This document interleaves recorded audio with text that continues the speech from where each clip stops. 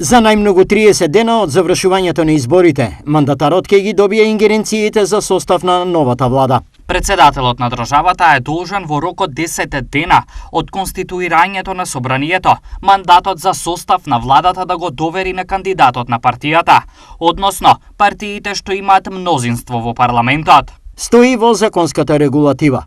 По ова, мандатарот во рок од 20 дена од денот на доверувањето на мандатот на собранието му поднесува програма и го предлага составот на владата.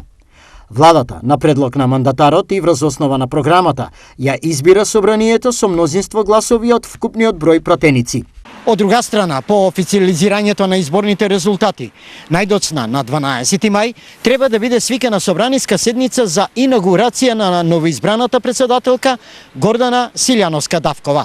Таа пред пратениците од стариот состав треба да даде свечена изјава по која и започнува да тече низиниот мандат.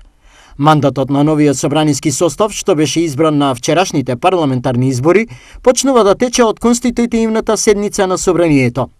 Според одредбите од Уставот, новоизбраното собрание се состанува на конституивна седница најдосна 20 дена по одржаните избори.